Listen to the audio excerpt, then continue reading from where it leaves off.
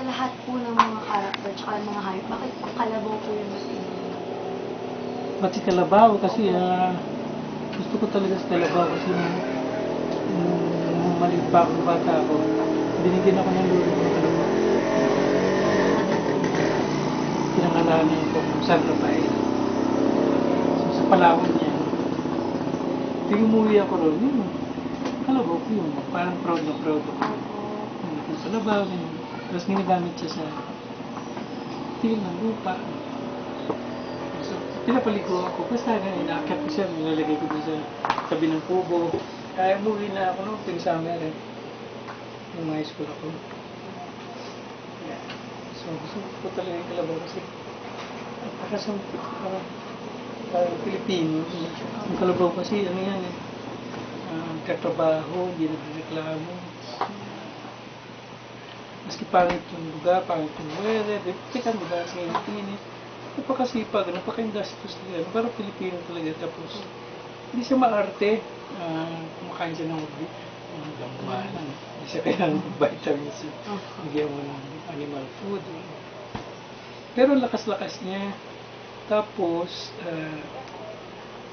yung tinatrabaho niya, napaka-importante o rice. Pinoy na Pinoy siya talaga, no? Pinoy, napaka-humble, pero yung ginagawa pala yung napakalaki. Kasi hindi napapansin, parang, yun. Nyambing ko siya sa pagka-Pilipino. Napaka-industrious, tapos, ganun tayo. Sipag, makinsin, peaceful, industrious, basta ganyan. Hindi maarte, ganun Pinoy. Yeah. So, kailangan ko na isang mascot talaga, isang character. Siya. So, nasa comic strips na siya. Minsan ako siya. Pag sila kami. Minsan dalawa kami. Pero sino po ba yung sinisimbolo sa kalabaw? Pag po ba nagsasalita siya, sino po yun? Kayo po ba? Inquirer po? Kung nagsasalita si, yung artist na yun. Parang ano na yun, pag nilagyan ko siya ng balon, yung balon, salita. Siyempre sa akin ang galing na yun. Yung stand naman ng inquirer, alam ko eh, so hindi man ako feminist, hindi man ako rightist, nandun ako sa left of center. Yeah. Gusto ko yung sa left kasi serve the people. Gusto ko talaga magsilbi sa tao, sa kapwa Pilipino, pero ayokong armadong pag-ibakan, makipag-baril. Gawin ko yung makikipag-batuhan ng bata. Kasi ginagamit ko yung talent ko, para makapag-comment. Yeah. So, gusto ko yung serve the people tama yun.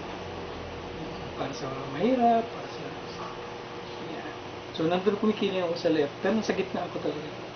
Hindi ako makapagsabalita, hindi ako... Yan. Pagtagal-tagal kasi, nagkakaroon ka ng... Pag na-expose ka sa issues, makikita mo talaga yung realities. Nagkakaroon ka ng stand, nagkakaroon ka ng pananaw, nagkakaroon ka ng convictions.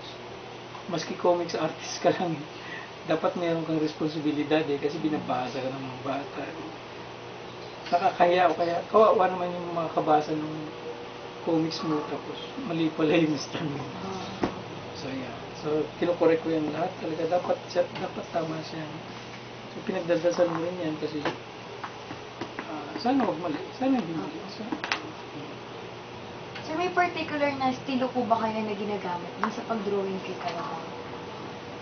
Wala. Ang sinasabi nila, nung ginawa ko yun talaga kasi spontaneous drawing yung aking talaga kasi hindi ko man ginagawa ng mechanical na dito yung spot na spot. Hindi, talagang spontaneous siya, no? Tuloy-tuloy yung pag-drawing talaga. Maski ibang cartoon character ko, spontaneous din. No? Parang sinasabi nga ng reader, ang dali mag-drawing, kaya raw nilang kopyahin yung drawing ko. So gusto ko yung talaga, no? Sa fine arts kasi, yung comics, yung editorial cartoons, part siya ng sining, ano? Fine arts din siya. Ang pagkaiba lang, sa fine arts talaga, binabalance mo talaga yung form and content. Nag-humanities pa kayo. Humanities kayo. Ganun lang naman ang hinahanap sa painting, painting, sculpture, lahat ng sining, ano. Ang tinitignan mo lang dyan naman talaga, form and content. Yung form, paano yung kulay, ang ganda ng kulay, balance yung kulay, tama lang yung kulay, hindi matingkad, kaya matingkad, pero masaya, ganyan. Ang ganda ng pag-drawing ng babae, ang ganda ng katawan, ang ganda ng face, yung pag-drawing niya, technically, galing. Form yun eh. Yun yung form. Yung content yung, ang ganda ng babae na, yung labahan, hanapin ko itong babae ito. O kaya naalala ko yung siyota akong araw. O kaya, mayroong may mood na, ganyan sa probinsya namin eh. Parang sarap umuwi dahil nakita ko ng painting. Yun yung content. So, naipapasa sa'yo. Binabalance yun eh. Kailangan maganda, tapos mag-form yung sinasabi ng artist. Sa journalism, sinasacrifice mo yung form. More on content. Kasi, hindi mo nagbababad yung reader na tititigan yung drawing mo. Iintindihin niya, appreciate niya. Mabilis yan eh. So, mabilis kinakain, mabilis siya ginagamit. So, pag yung form ay napakaganda, maaaliw yung reader. Kung galing mag-drawing ito, ang ganda ng buhok, ang ganda ng mata, ang kamukha, ano, ganyan. So, yun ang pag-uusapan, yung form, yung ganda. Eh, sayang naman yung sinasabi mo.